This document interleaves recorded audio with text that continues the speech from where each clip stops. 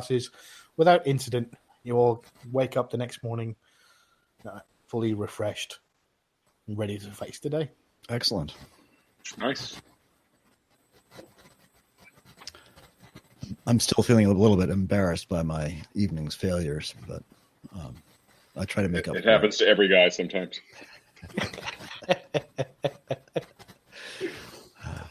So you're now on the new road, and you're now heading downwards. It's kind of a steepish slope, but it's nothing that you can't handle. It's not that bad, and then make your way. Again, Mouse. Again, if you're leading the way, I'll have you roll a perception check, please.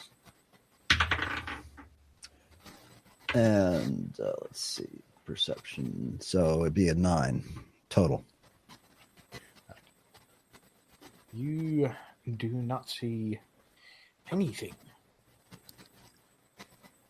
So, yeah, you carry on along the road towards Falkreath. It takes you past lunch, but you decide to push through lunch, not stop for it, because you know that you'll be able to make your way to Falkreath if you carry on the extra hour or two, and you do. You finally make it down to the bottom of the road and then turn right, and then it's just a short hour's walk, and there you see the Rajalar's wooden gates protecting with a solitary Falkreath guard on the outside, leading into Falkreath.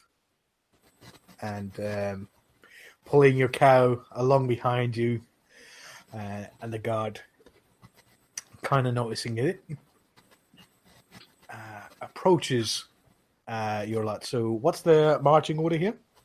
I'm Mouse in front. Yeah, I'm in front. And Luke, Botty, whereabouts are you? I'll probably be bringing up the rear with the cow so that everybody doesn't have to walk through the cow flops. So considerate. Well, you know how they work, right? Thank you.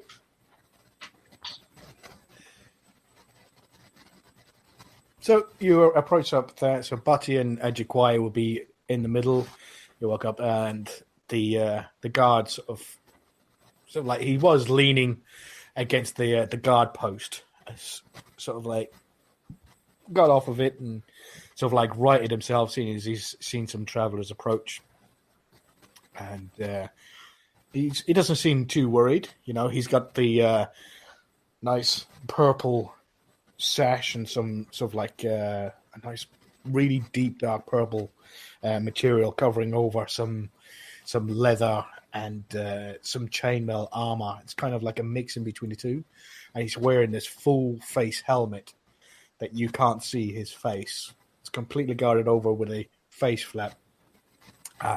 He's got a round shield in his left hand, and you can see a sword in his sheath on his right.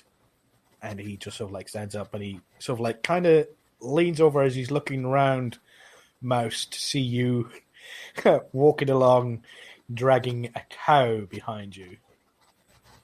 And he looks to you, Mouse, says, wow, I see you found the cow.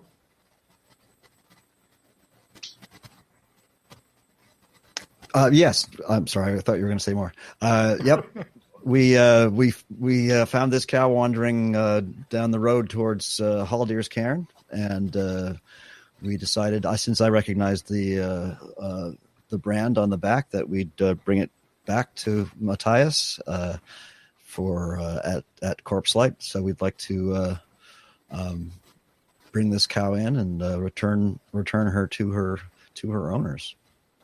That nice. Oh, I'm sure Matthias will be real happy about that. Well, go on. Thank you, sir. So he just leans back against and sort of like watches you as you all enter Falkreath, one by one, wandering past. So as you're entering Falkreath, you come in, and it's not a very large or a very busy town. You, in fact, don't see any other people on the side of the road. You see a nice inn to the left as you walk in through the gates. A single story with a nice thatched roof. Excuse me. And to the right, you see another building with a sign on the outside of it, and a nice little sign hanging down saying Grey Pine Goods. And traveling down, you see that the inn, its sign says Dead Man's Drink. So what would you like to do? Well, you folk have some business with the Jarl's steward, and since I know Matthias, I might just take the cow from here and bring the cow to the farm while the other three go to visit the Jarl, and then we can meet. That'd be my suggestion anyway. We can meet back up at Dead Man's Drink after you're done. Does that sound acceptable? I know the ways of Skyrim are a bit more, perhaps, rural than those of the Empire, but I think the typical Jarl doesn't welcome cows into the court. So I think that's a good plan.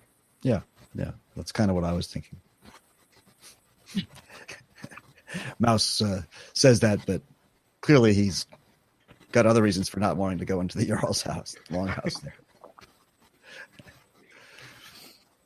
So, do you direct him to where the Jarl's longhouse is? Or yes. Just... No, we're walking along past Grey Pine Goods and past the smith on the right there, and as I say, well, Corpse Light Farm's just off here on the left, and that big building straight ahead there is the Jarl's longhouse, and I believe you'll find his steward in there. Just try to avoid talking to Siggeir. He really. Asswipe back at the inn was right. He's just not. I mean, Alpi. He's just not a very nice man. Not a nice man at all.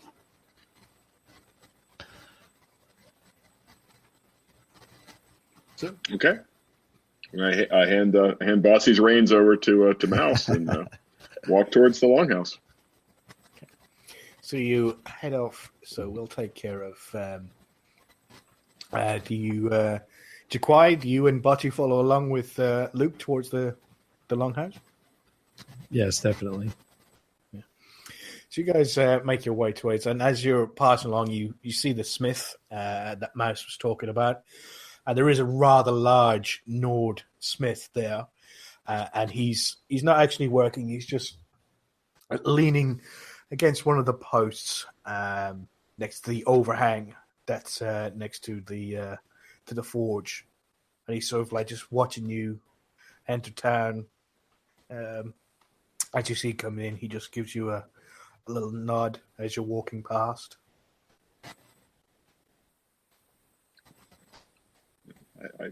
I suppress suppress a censorious gesture that he's not working harder, but it's his business. So. So you venture over and you see the Jarl's longhouse. There's quite a few plants out to the left of it, and a few more to the right of it, and one central door that sort of like comes out in a porch first, and then the door's there. And on either side of it is a Falkreath guard in exactly the same garb that you seen the guard at the front gate. Standing either side. As you approach one of them, he doesn't put his hand up or anything. He just says, "You come in here." That was our hope. We hope to perhaps have a visit with the Jarl's steward. What's your business? Well, our business is to pursue a reward that was posted for dealing with some problems that the Jarl was having with Haldir's Cairn. Haldir's Cairn, and he looks to the other one. Haldir's Cairn. And the other guy just shakes his head, doesn't say anything, just shakes his head. And he goes, all the posts are on the notice board outside of Dead Man's Drink. Is it one of those posts you wanted to talk to her about?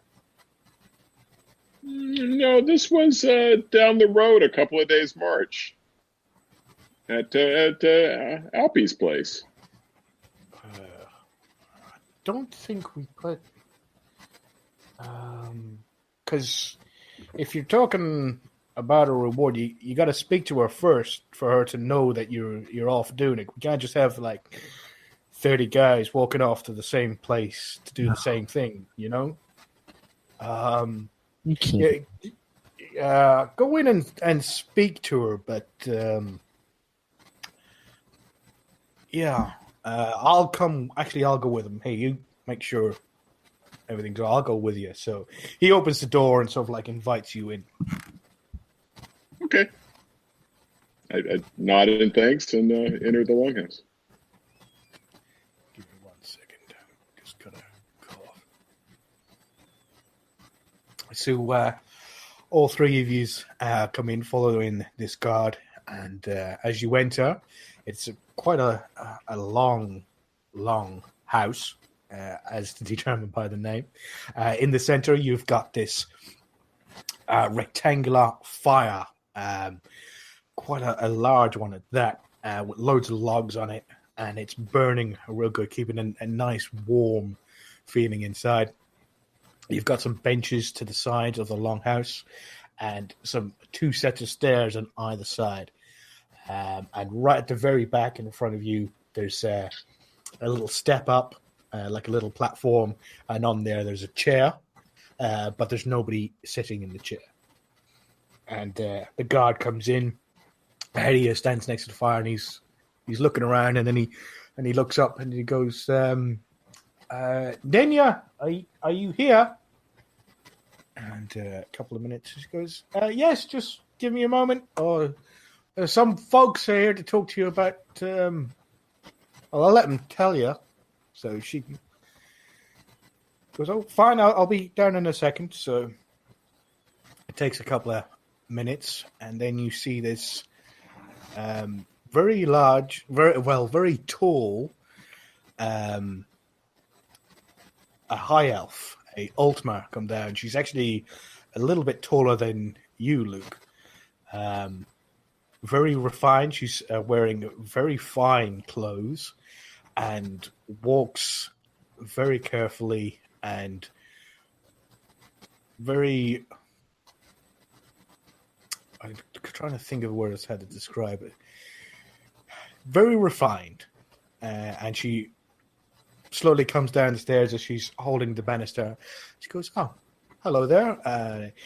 And what you weren't expecting was the really thick Nord accent coming out of the Altmar's mouth. And she says, oh, hello, welcome to Falkreath Hall. New travellers, I see. It's nice to see you. I am Nenya. I am the steward of Falkreath. I help with the day-to-day running of the town. You wanted to see me? Is there anything I can do to help you? Yes, thank you. Thank you. My name is Luke. These are my companions, Bati Greengrove and Jaquai. Nice to meet you. She nods her head to you too. We're here in pursuit of what we thought was a legitimate warrant by the Jarl, but perhaps in conversation with the guard, I point to the guard. Perhaps this was. I'm not sure. So we were traveling up the road towards Falkreath a few days ago, and stopped at the inn of Alpie's Inn. Oh, Ale Pies, yeah. I know. Yeah. I haven't been in. And there was a notice purporting to be from the Jarl about trouble at Haldir's Cairn.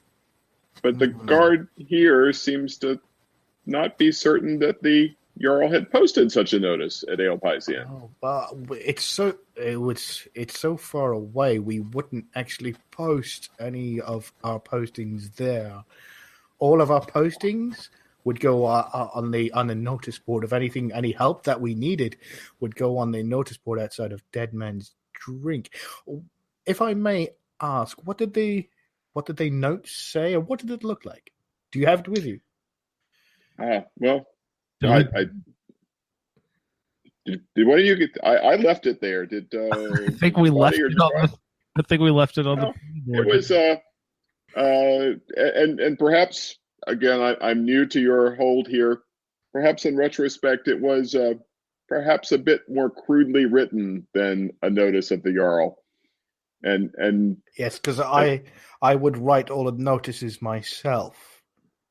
It would have the official seal of Falkreath on it. It should have a small candle wax seal at the bottom with a stag, like on the shields. It would have that at the bottom of it. It was and I having looked at it a couple of times, I hope I presume I would remember whether it had such a seal. Roll let's see, what history check would that be?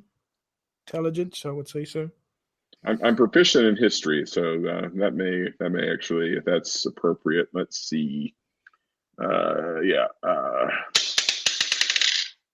16.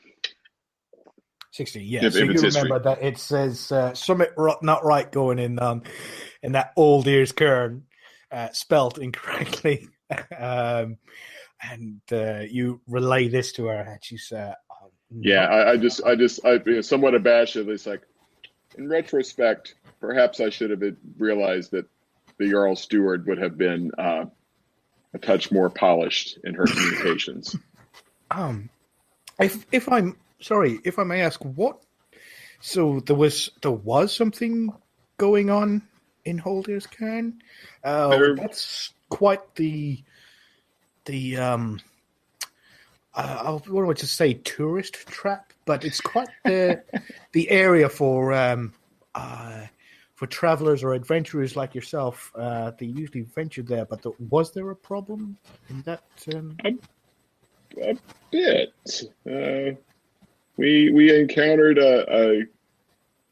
bandits, but not only were there bandits, there was also a young wizard who was trying to seek revenge on the bandits for killing his brother, and we were able to bail the young man out of a little bit of difficulty, and a couple of bandits met their end. She sort of like puts her hand up. She goes, "You, the young Breton man? Do you mean?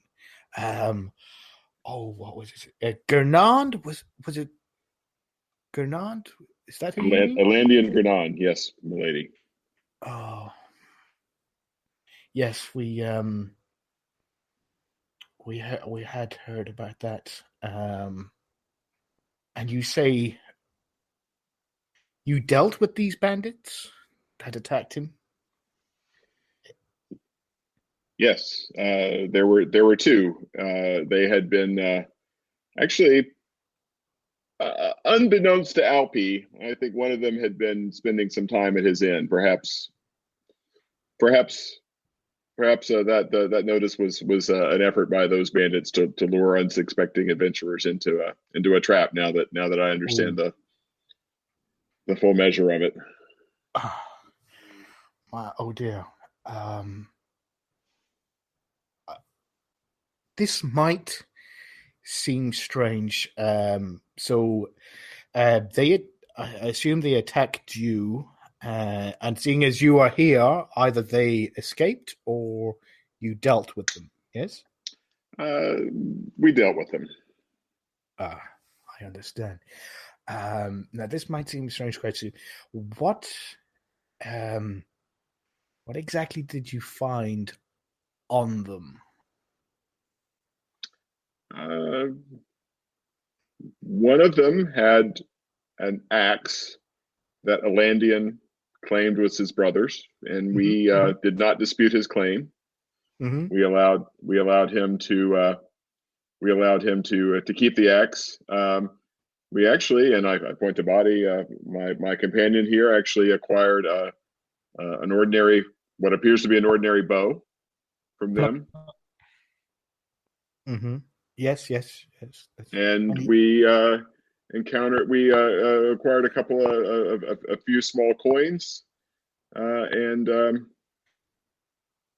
what else did we get? Oh, we got a ring, but I believe that was in one of the funerary urns. Hmm. It was inside, right? Yeah. Yeah, nothing to hide from the steward. I actually show we found this. I show because we haven't dealt. We got the booty in the booty pouch. So I show her the ring, the silver ring, which I recall as being fairly nondescript. Yeah, no, that's fine. We do have a little bit of a situation. I thought it might have. I thought it might. Are you sure you didn't find anything else on them? I look at both my companions. Am I forgetting anything? Do you guys want to roll a history check? All of it? How do you, what, Body and Declare or the party? Yeah, all three of you roll a history check. Okay. 19 for me. 17 for me. Yeah. 13 for Butty. Yeah, it does suddenly come to it, and it brings some bad memories that you did find some skooma bottles on all three of the bandits.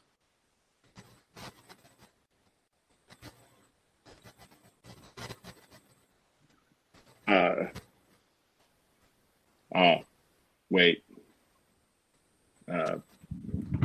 Milady, perhaps you refer to a vile substance that might have been a cause of some of their behavior. Yes, we did find on each of them evidence of skooma. We destroyed everything that we found. Oh no! Excuse me 1 second, and she leaves and heads back upstairs, and you hear some rooting around, and she comes back down, and she has a little glass vial with her, and she shows it to you, and she goes, "Did they at all look like this?" And she shows it to all three. She holds it up in her fingers, and Body, to you, everywhere you go, skooma looks ever so slightly different of like who's made it and who's packaged it and things like that. So that's a micro scoom, you call it.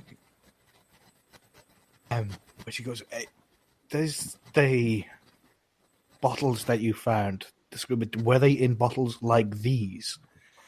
And you look at them, and with those history checks that you remembered, they're exactly the same as the bottles you found on the three bandits, the ones that you smashed. Yes, those were the bottles. And you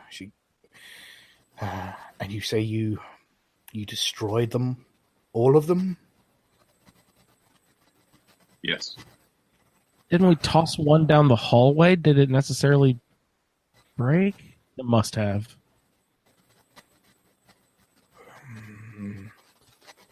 Okay. Well, did you find anything else on them? Like any notes or anything like that? Any information of who they could be working with or anything like that?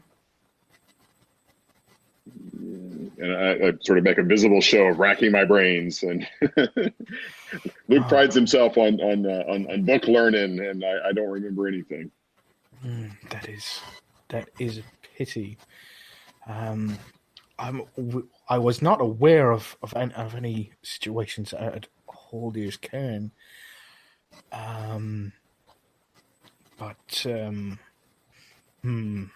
I from your attire, I assume you are adventurers coming to Skyrim, or are you just travelers? Are you heading in any particular way?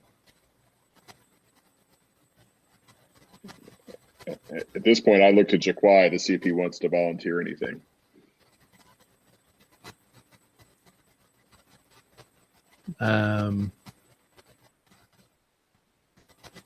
We are travelers, and we are newly entered into Skyrim for just a few days.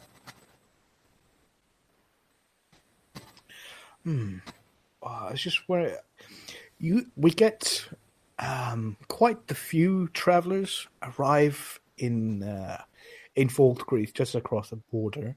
Not quite like yourselves. They seem to arrive in the town and offer their services of helping pick crops and fetching books and the like, and seem to assume they're going to be offered a thainship in the area. But if what you're saying is true, that you have come across these criminals, and if you are open to it, there is a little situation that I was hoping you could help with. If you're amenable to staying in Falkreath a little while. I have no objections. And she looks to your two friends. I assume that there is some stories of the Dragonborn that I could suck up in Falkreath, so I don't mind hanging out for a while.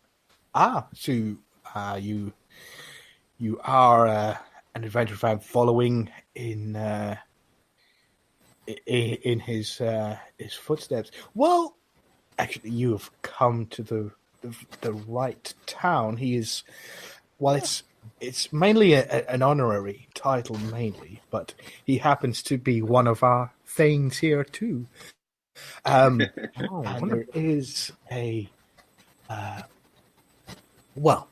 we have Delacourt. He's in Dead Man's Drink, and he has a couple of stories that you might be interested to hear. And there is a young, not young, comparably. He's probably not young to you, but to myself, he's rather nice. But anyway, if you venture over to Dead Man's Drink, he might be there this evening, but there's a funny little story that a nice young man, a Voldir, it's not a very well-known story, and I think it might be new to you if you're interested in that sort of thing. And while you're there, you can mull over whether you would be interested in helping us out or not. Dead Man's Drink is just across, and I'll have a little chat with the guards about that situation in Holdier's Cairn and see what information I can gather, and I'll get back to you. Would that be okay? I'm always excited to take an opportunity to hear more about the Dragonborn. So I yes, I'm excited to hear about from your friend Delacourt here. And she looks to you, Jaquay. So is it possible that there could be any reward for the services that we've done for the Jarl, even without his asking? This, at the moment, is a very delicate situation. It would help us with food and a room at the inn to be able to spend the night, so that we would be able to, possibly lend our services later on. Roll a persuasion check, please, Jaquay. 17. Very nice. Yes.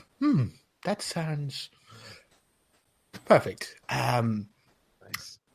And she looks at the guard, and she holds out her finger, and you know for a fact she has no idea what his fucking name is. She opens her mouth and she said, "Would you mind taking them to Dead and Drink and asking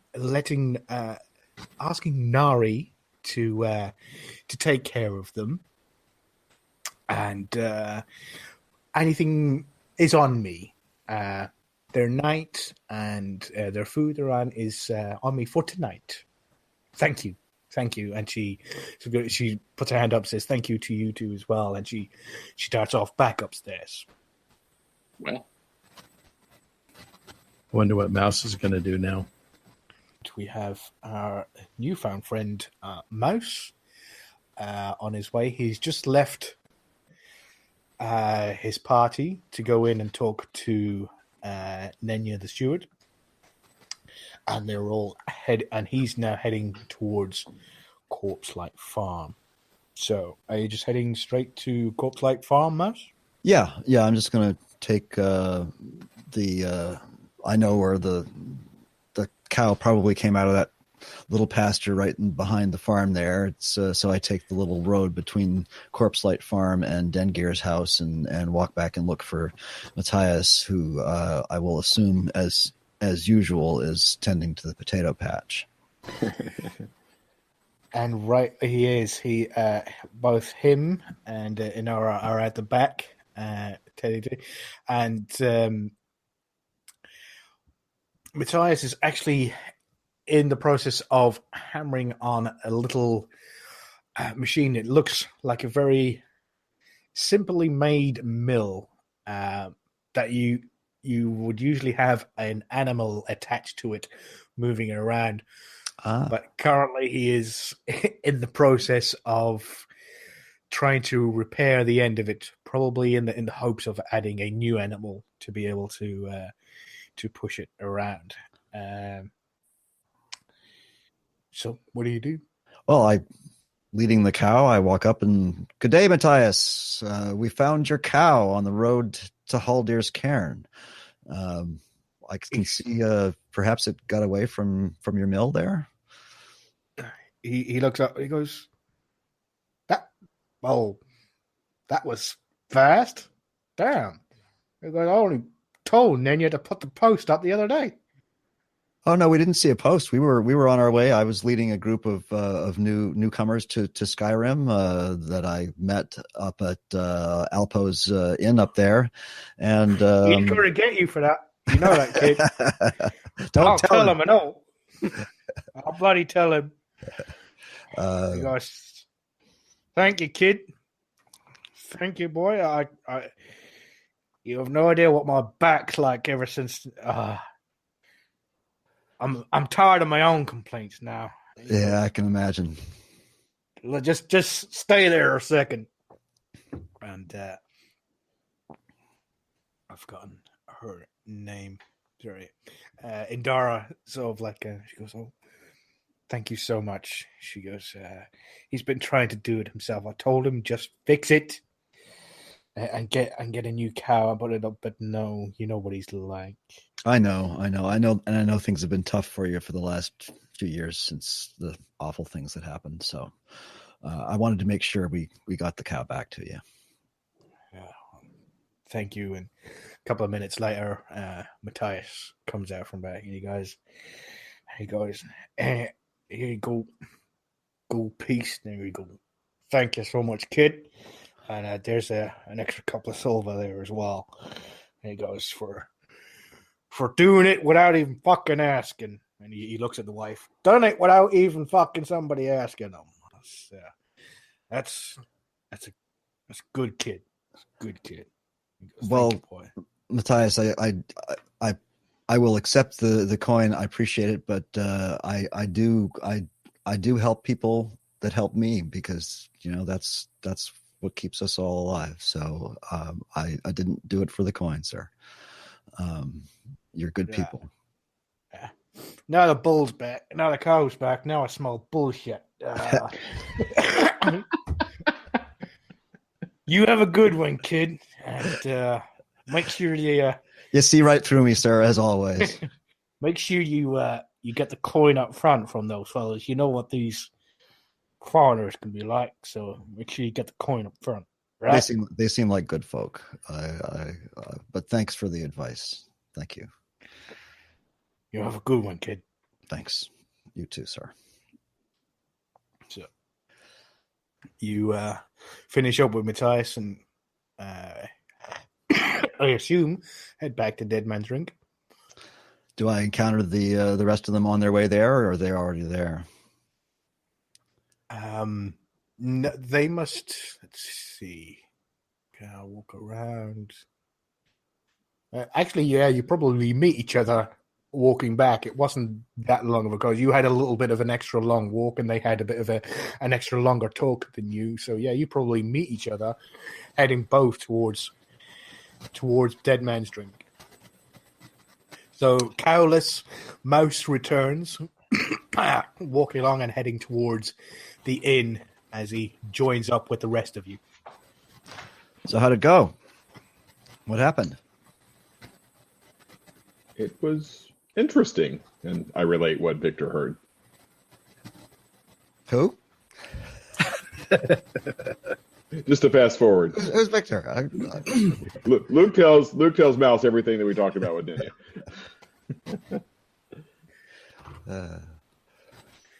So yeah, he relays the story of sort of like they read the note, which you also read when you were at the inn at Alpi's Inn.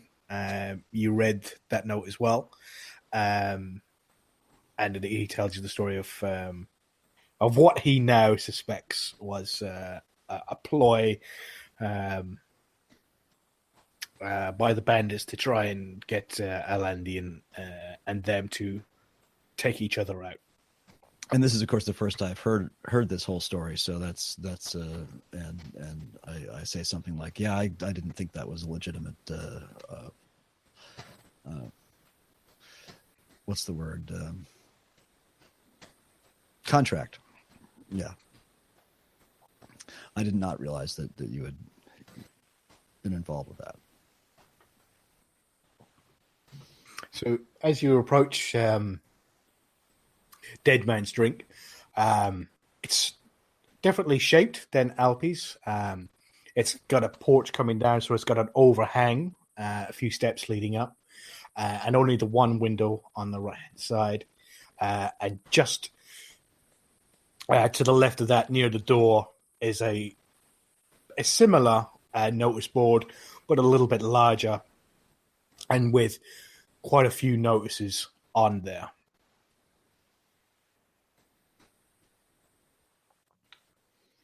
I make a mental note to come read all those later.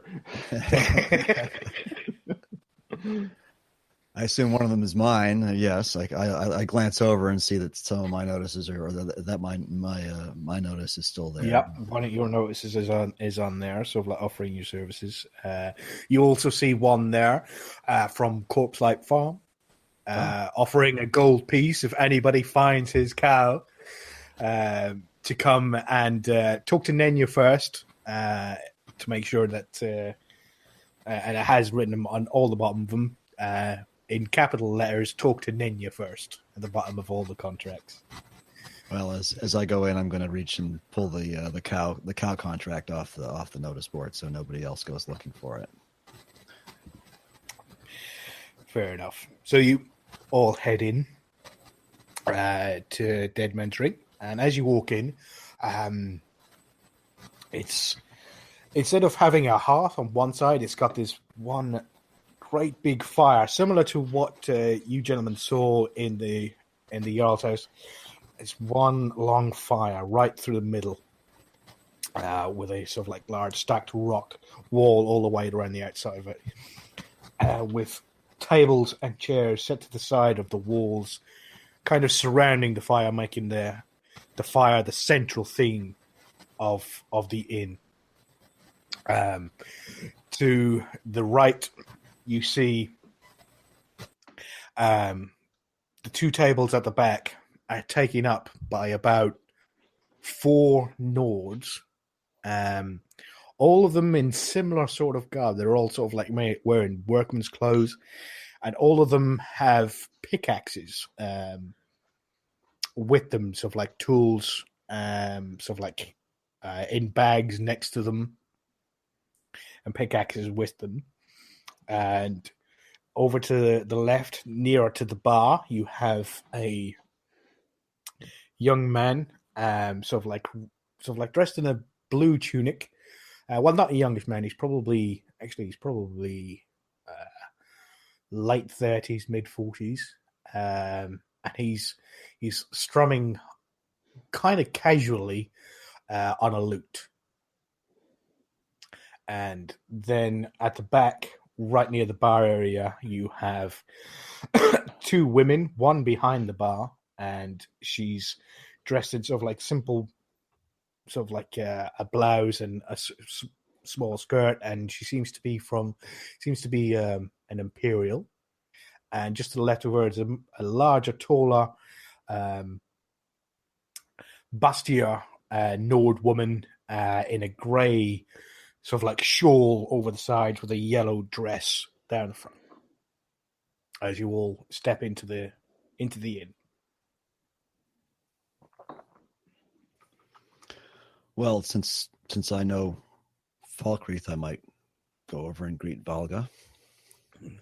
As you all enter, the guard follows you all in, and he walks up to Nari, and she goes, "Oh, hey, you!" Points to him again. Nobody knows this fucker's name. And she goes, "So nice to see you again." She goes, "You coming back to see me tonight?" And he goes, I'll be here. And he goes, these gentlemen, and I suppose him and all. And he's looking at you, Luke, and he's pointing to Mouse. Is he with you? Yeah, he was kind enough to guide our journey from the border. Oh, okay. So these four, Nenya's tab. She said she'll take care of it tomorrow. Is that okay? And got it. Venturers, I take it. She goes, welcome, young man. And young lady, she looks to Botty and gives her a wink. And she goes, what can I get for you guys? Oh, well, I would love an ale. No worries. One ale coming up. You guys? A mead for me. And our little furry friend, what would you like? I will take a mead and a piece of fish, if you would. I can definitely do that, Bright Eyes. And you, my dear? I have plenty to drink in my little canteen here, but do you by chance sell anything to smoke? No, you would possibly get that from Zarya.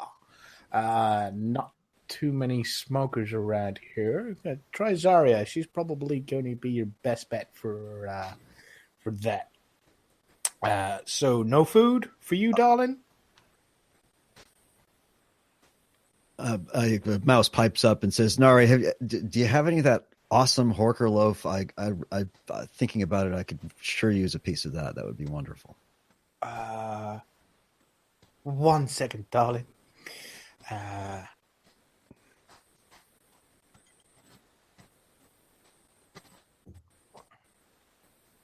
Sorry about that. She turns around and she says, up to Valga, Valga, we got any Hawker loaf done today? I know we got Hawker, but it's like takes forever. And she goes, I do. You don't want fresh, do you? Nah, it's fine. Whatever you got. It's still warm. It's just not fresh. So she Do sticks. I have to roll a survival check for this?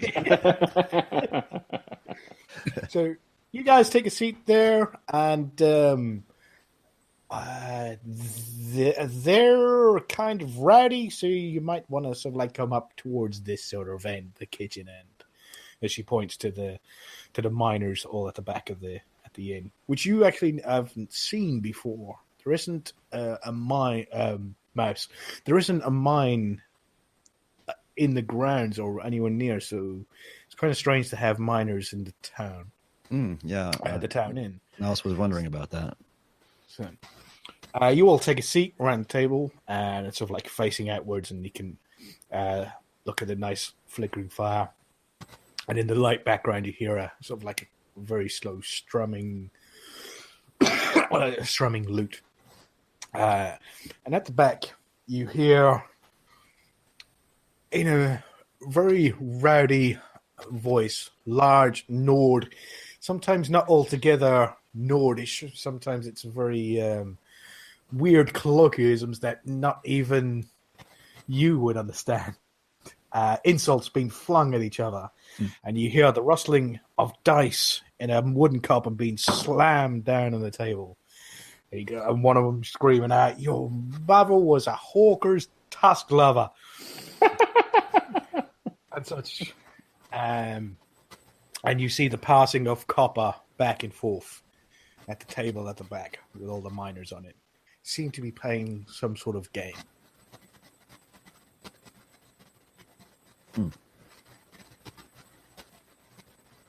Well, I'll make note of the most creative insults, but otherwise, I think Mouse would saunter over and sort of peer across the table, and Yeah, they're playing for pretty low stakes. It's like 1 or 2 copper. I mean, the miners, they don't have that much money. But yeah, they're playing DM Dowd's distracting dice. You know this game. This game's a lot of fun, but it's sometimes, yeah, it depends on the crowd. If you get the wrong type of person, they might take shit the wrong way. yeah, I'd like to see if I can take their mettle before I decide to sit down with them. Yeah. So, excuse me 1 second. So, if you can roll perception, I'd say roll a perception check. All right, 9 plus I have plus 4, so 13. 13. Yeah, you see, most of them there are kind of drunk, and half the insults they're flinging at each other you can't even understand most of them. So those ones are not used, but there's one to the left, and he seems a little bit more sober, and he's got his own cup, and everybody kind of seems to be staying away from him. He's a Nord, probably mid-30s, and he's got I'm trying to describe. It's kind of like leather gauntlets, gloves, but they're mainly gloves that have been made into gauntlets, and they have metal studs all pressed into each of the knuckles. And he has a big pickaxe to the one side of him that's sort of like laying down, and he's just slowly drinking them out, and he's just rolling the dice in the cup, putting them out, having a look at them, shifting them about, and then putting them down to one side. So he's not really playing the game. Yeah, he's not playing with the others. He's sort of like kind of looking like he's wanting to play, but nobody will play with him for some reason. Well, I'll move over towards him and say, "Would you like to play around?" Yeah, he goes, I ain't playing for big money. Yeah, That's fine. I don't like Yeah? playing for big stakes. No. All right. I don't know you, but let's start off with the minimum at a copper a piece. Yeah. Copper apiece. Done. Awesome. So you will get if you can go to Roll20 and get your dice and choose a D6 and increase it, so you're going to roll 6 of them. Let's see. So that would be what? Slash roll. Is that how it works? If you go to the far left, and the one above the question mark is a dice roller. Oh, there it If you is. go to I apologize. if you go to advanced roll, then you can see roll, that's the number of dice. 1d6 and then times plus 6. No, No. six times. So in the first box, Oh, include 66, right. Okay, got it. 66. And get that ready. So, and seeing as you've played this game before, and you always played for low stakes. So the point of the game is that you roll 6 dice together and you roll them out onto the table. And then using those dice, give me a second, you make a simple mathematical equation, either addition, subtraction, multiplication, or division, and using 2 of the dice. So the first 2, the second 2, and so you've got 3 sets of 2. So using any of those dice, you make a simple mathematical equation, and then the result of that very first mathematical equation that you make will be the increment in which the total of all future equations must increase by. That sounds complicated, but for example, if you roll 2 2s, a 4, 2 5s, and a 6, what you can do is you can get the 5 to get the 6 minus 5, and that'll give you 1. So from then on, all the mathematical equations have to increase by 1. So the next result, the next one you do, has to be a 2. The one after that has to be a 3. Across rolls. No, you use the first 3 dice. Oh, okay. The first 6 dice. So you use 2, and then you try and use the other 2 to try and increase to 1. So while you're looking at it, you have 1 minute, and you're looking at that, and you're trying to make, and each equation that you declare gives you 1 point. So you'll always have a minimum of 1 point. Well, Mouse knows that he's horrible at math, but he just can't help himself playing these dice games. He knows how it's turned out in the past, but he's just going to give it a try anyway.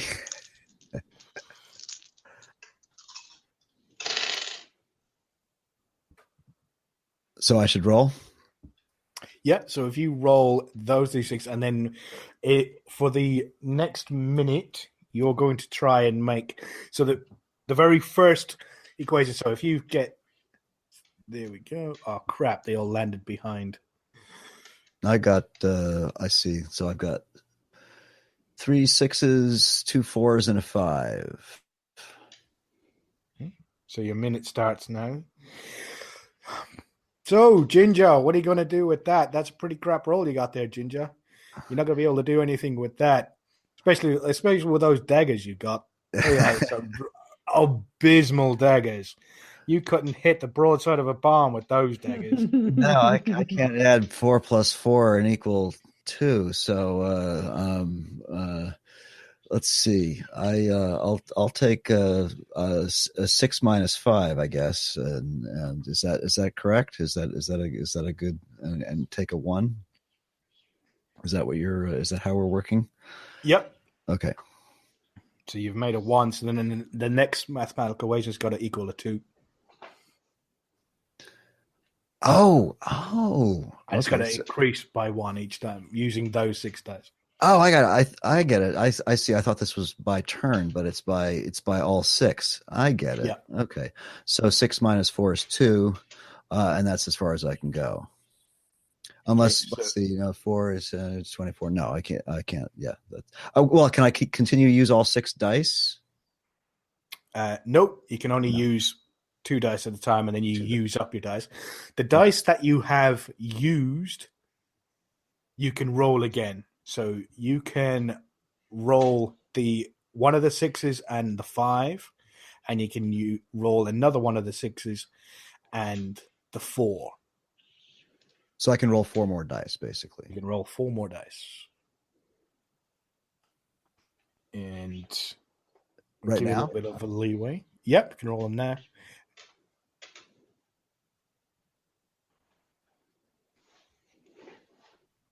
So, 12.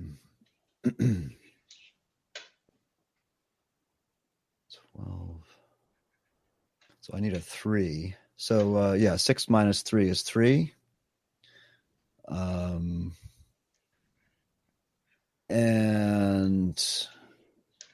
that's it. So now I have 2 more dice to roll. See if I can get a 4. That's it. Okie doke. Hang on.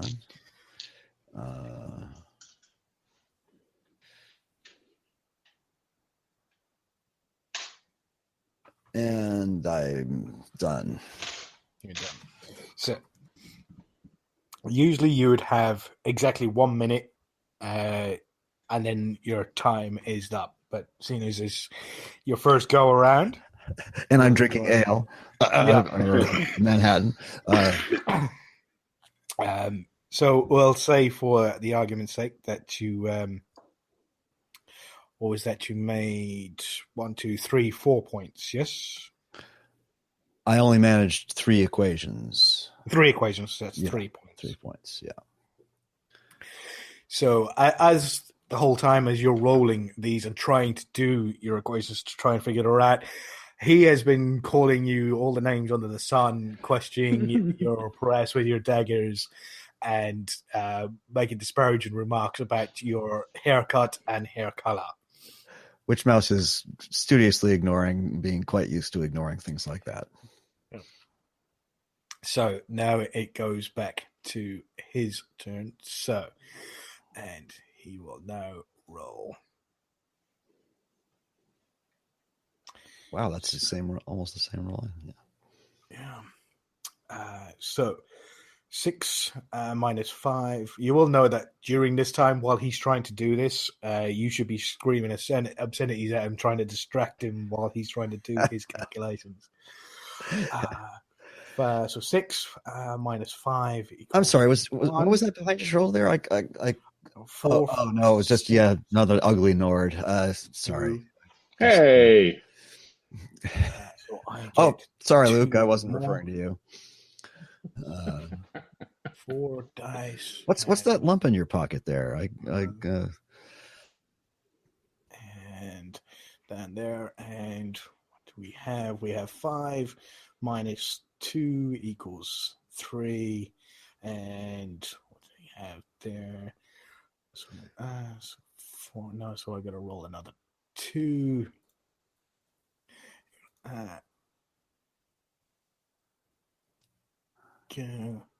Oh, why is that 3? Oh, sorry, I'll roll that again. Give me 1 second. Roll 2. You trying to cheat? he's succeeding at cheating, I think, is what he's doing. And there we go. My time is done. And the last one I got was needed a 4 and so you both got 3 points each, so you get all your money back. Okay. So you both put in a copper piece, you both get your copper pieces back. Excellent. A nice round, sir. Shall we go for another, or shall I invite one of my friends over to play? It's up to you. I look over at Jacquai and raise my eyebrow at him, try to catch his eye, see if he's interested in playing a little dice. You're muted, Ray.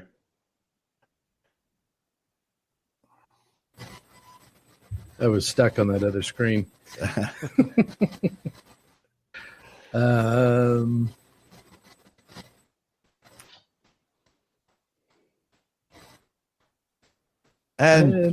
I'm not Mouse gets akin tired of to, waiting for Jaquan and then looks over at Buddy. I'm not akin to gambling. Yeah.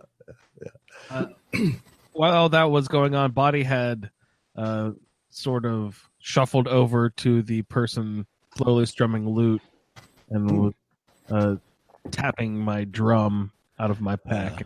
Well, Mouse knows that sort of priest of Kinnereth with that stick up somewhere is not going to want to play dice. So he looks at the Nord and says, "Let's go for another." All right. So let me get my clock out here. So wrong one. Excuse me. So yeah. So do you want to? Yep. Roll again. You ready? I'll roll. All right. So Can't believe the provincials like you wander Skyrim. So 3 Coming minus over here, 2 is taking all 1. the 5 jobs. minus 3 is 2. You So guys I've got completely suck. 2 more. Let's see. That gives me 2 more dice.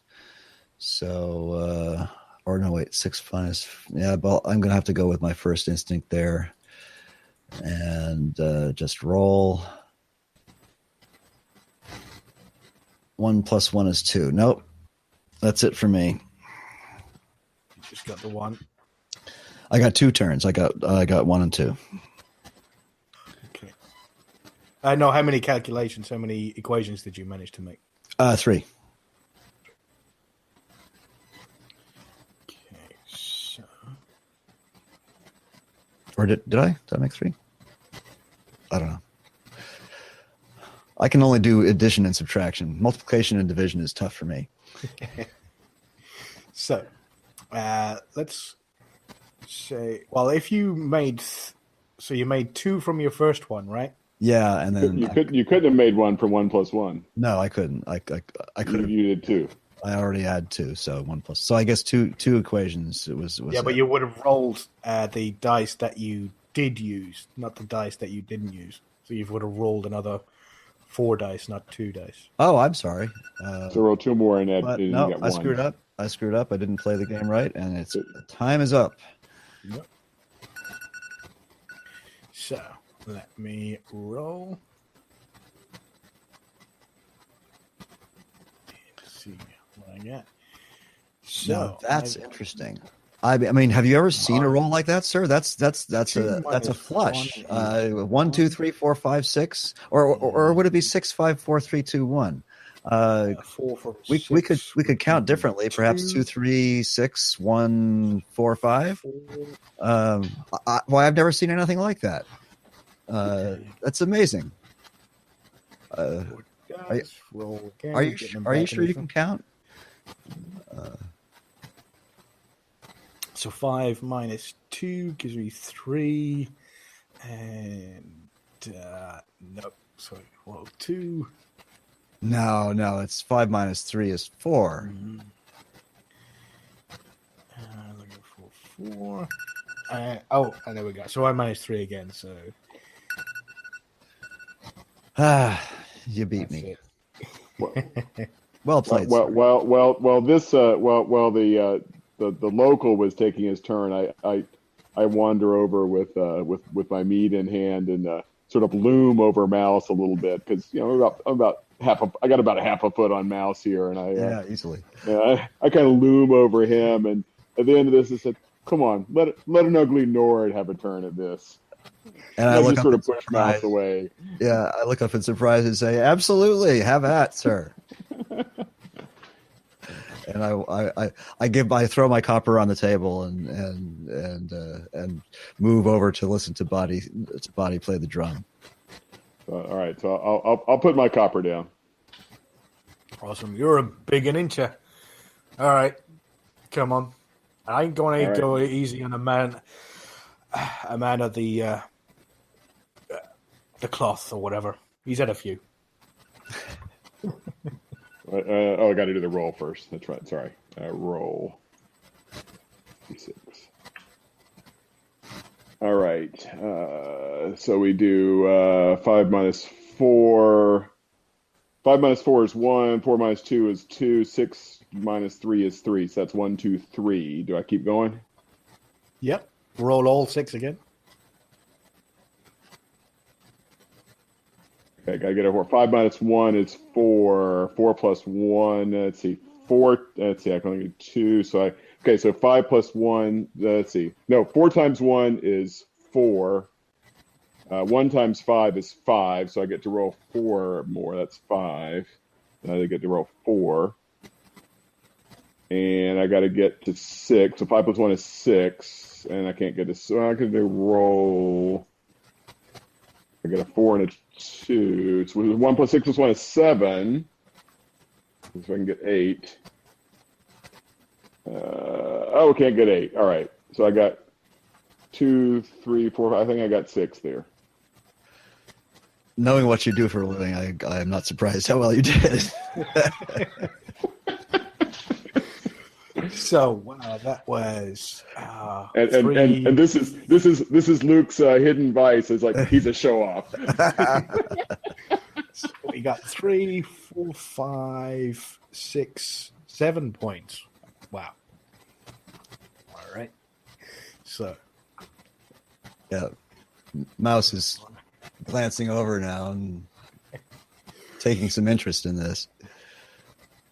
So let's see, 4 minus 3 equals 1. Let's see, 6 minus 4 equals 2. And so we got 2, so I need to get to 3.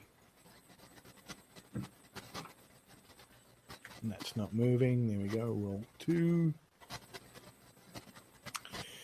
And so, 6 minus 3 is 3. 2 plus 2 equals 4.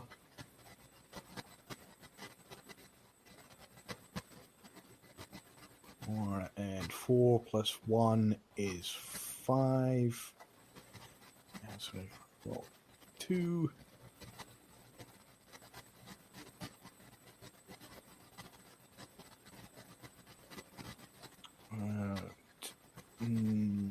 No.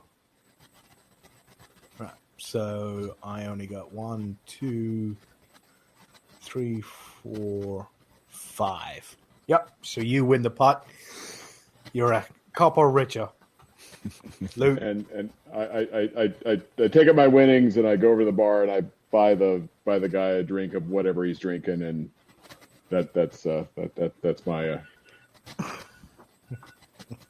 that's all I'm gonna play. I just Luke's a show off at heart. He had to do that once. Mouse glances over with an impressed expression on his face and sort of strokes his chin for a moment. Yeah, the reappraising Luke. Yeah, he leans back and he says, he looks to you, Mouse, and he goes, "What do you expect from a priest of the warrior wife, huh?" I look over at Jaquai and said, "It's not gambling; it's skill." Yeah. Well, and all this time I've been talking to different people in the bar, asking them if they've encountered any other Khajiit in their travels. Nice. And has been pursuing finding information about his brother. Roll an investigation check. 13. All you seem to gather is mostly that the information that you get is that the only Khajiit that know of is the ones that run running in the caravans, who basically are all running with the trading post, which is in Dragon Bridge, just in the hold of Solitude. No, it's Hafingar, isn't it? Old Hafingar, but it's Solitude is the capital, and in the town of Dragonstar, there's a trading post there, quite a large trading post that was set up some years ago by a Khajiit by the name of Rasad. Now, Rasad, you will know that anybody who was given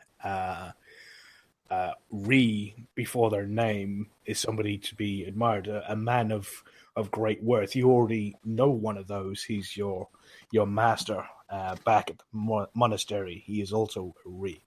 So this is somebody who would be well respected, and what I've seen is he's in charge of a trading post, and one of the most respected in all of Skyrim. He is probably going to be the most well informed Khajiit in these lands.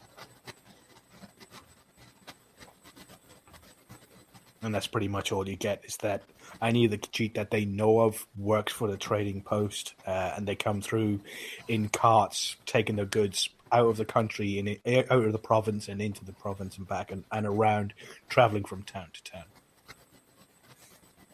Good place to start.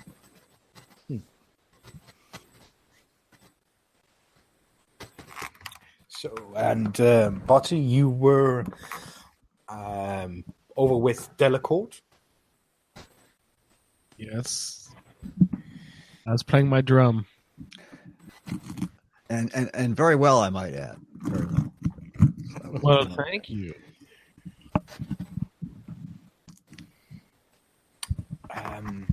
It's just then that the door opens up, and you see Ninya come in, and she turns around and she goes, "Oh, excuse me, gentlemen. Hi, sorry to disturb your evening. I was wondering if I would be able to chat to you about it. I was wondering if you had made any sort of decisions on whether you were interested in helping us out or not." You don't know. Oh, you do. Mouse knows as well. So she just popped her head in and sort of like, "Have you guys made a decision? Managed to talk about anything yet?" I look at the others. I mean, clearly, I'm and say, I'm with you. If you need me, I'm yours. Jaquai, did you learn anything tonight that is more pressing than helping the steward? No, I think that we can, as before, we can tie it all together. I have people that I need to make contact with, but the only real way to make contact with them is to encounter them out on the road. Body, you along for the ride? Of course, priest. I've got your back, baby. Okay. Well, milady, I think we're at your service. That is amazing. There was there was a couple of things we can talk about. The other thing we were talking about tomorrow, but if you wouldn't mind talking to this gentleman here, and he points to the man that you were playing the game with. Mm-hmm. He goes, he has a little bit of an issue that he brought to me, and she turns around to him. She goes, "If you talk to these gentlemen, hopefully we can get them to help you out of your current predicament. And you find Ilman, you can don't have to do anything now, but come and see me tomorrow morning when you're all fully and refreshed, and we can move on from there about the other thing." And then she puts her finger over her mouth, as in, "Shh, keep that quiet." And then sort of and then she goes, "Thank you," and then she leaves. Altmerper, wink, wink, nudge, nudge. So. Yeah. So, so she has pointed you in the direction of the gentleman that you were playing the game with. She goes, he goes, "I kind of smell adventure on you guys. You guys up for actually putting your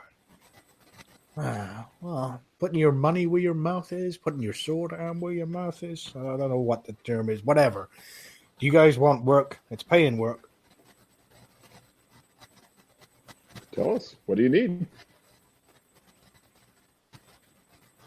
And he goes, well, my name's Truebrand Littlefoot, and I'm kind of the foreman out for a little mine that's close to here. It's probably about half a day from here. And he goes, we were mining, as miners are wont to do, and we broke into what seemed to be a cave, and we thought, well, shit, that's nice. At least we don't have to dig it out. But the residents of the cave kind of, well, put a mockers on sort of like getting any ore out of it. And they were a mite ornery, so we kind of ran our asses all the way back here. Because I got a thing about things with more than two legs. Mouse sighs and asks him if he's talking about frostbite spiders. He points to his nose, and then he points to you. And he goes, yeah, Scourge of Skyrim. And, yeah, I kind of had a little run-in with them when I was a kid, so I ain't going nowhere near that. And seeing as I ain't going in, the boys ain't going in there neither. So, yeah. We spoken to Nanya, and she said she'd put some money up alongside us. So if you can get in there and sort of like sort us out, we might oblige if we can get back to work and earning some money, because seeing as I just lost some of it to you, I think it's only right. Oh, and then he remembers his mead and he sort of like picks it up. I forgot. Sorry. All right. All in a night's time at the end. So I look at the other three and ask them if they, if any of them know what a frostbite spider is or looks like. I've only heard tales. Jaquai? Well, we have some interesting creatures in elsewhere, but frostbite spiders are not one of them. Well, I'm sure you've encountered something equally vile. They can be difficult. They shoot poison-laced spittle, and they can attack with pincers.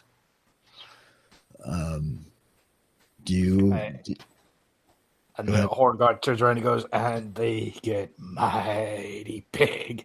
And he just sort of like stretches his hands out and he kind of wiggles his fingers. He's got this big smile and then that's when you notice that his two front teeth are missing, just gone. He's sort of like smiling there at you, wiggling his fingers around. And Mouse nods knowingly at him and smirks and says, yeah, there's always that one that's the biggest of them all, right? So... yeah, that's the baby mama. Yeah. So I shrug, raise my hands, and say, I'm willing to give it a go. No, they certainly can't be worse than scorpions. Well, we'll see about that. Do the scorpions tie you up first and make it real slow?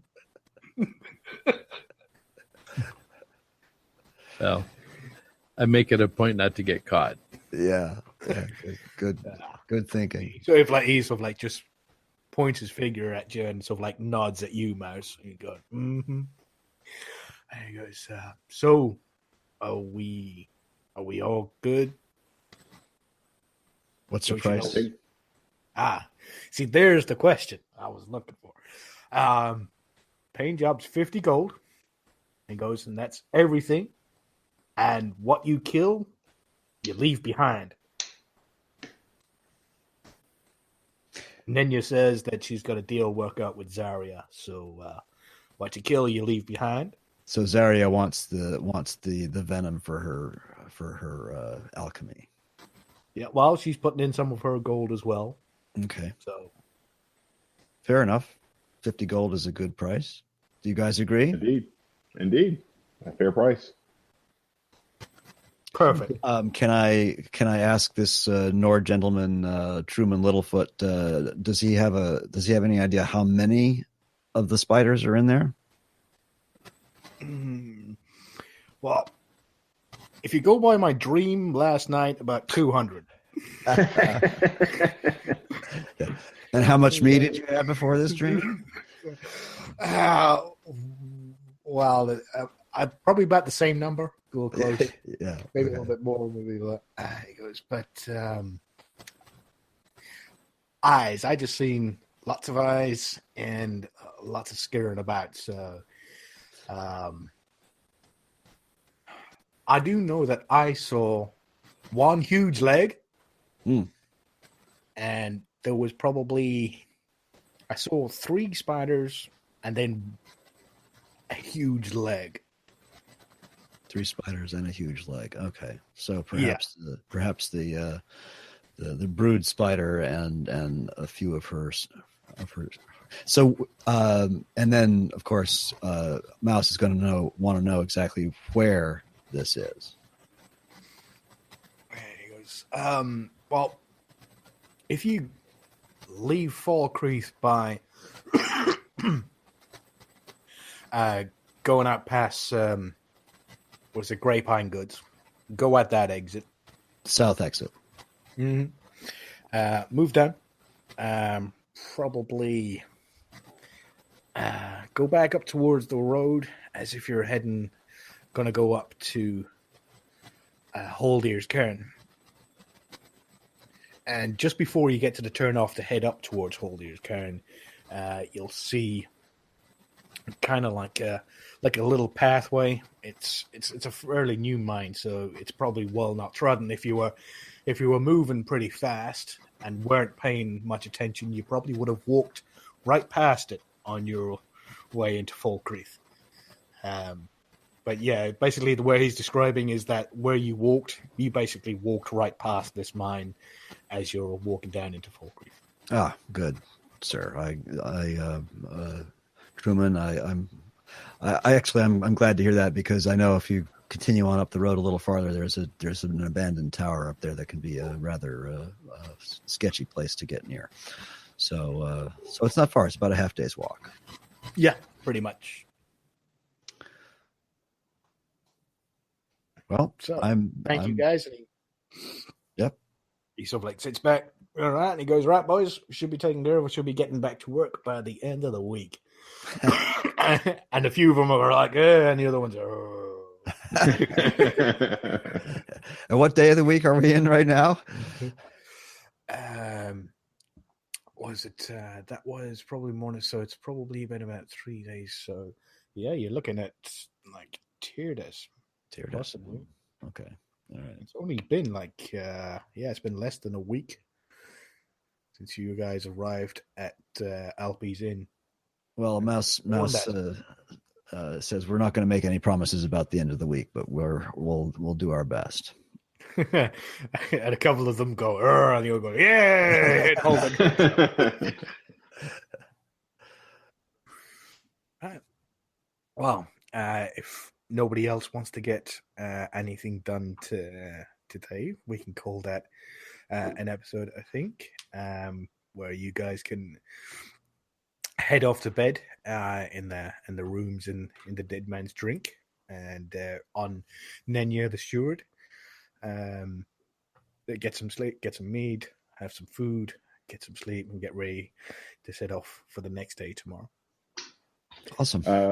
Before we adjourn, before we go to bed for the night, I look to Mouse and say, you've earned your wage. You've gotten us to Falkreath. And I dip into the communal booty pouch and pull out one of those silvers and give it to Mouse and say thank you for good service, and we look forward to continuing our travels with you. And I bow with a great flourish and say to Luke, thank you, sir. I accept that. And going from here, if you would accept me as one of your party, I would be happy to come along without being paid. Certainly, the prospect of sharing in 50 gold is payment enough. I've enjoyed your company. Well, I'll raise my glass to that. Indeed. This one appreciates it after your performance the other night. Yeah, sorry about that. And Body's probably face down by now. Bobby fell asleep in the corner again over here. Yeah. Buddy's trying to fight off the affections of Delacour at the moment. Or maybe he's fighting to fight off Body's affections. You never know with this. Yeah. We'll find out tomorrow morning where Buddy wakes up. Oh, geez. Thank you for downloading this edition of Skyrim 10 AD. Email the show at skyrim10ad@gmail.com. For more information, please visit asapodcasting.com, where you will find a Skyrim Addict podcast, the Fallout feed, and our Amazon link, which benefits the Cystic Fibrosis Foundation. Find our social media in the show notes. Thanks for listening.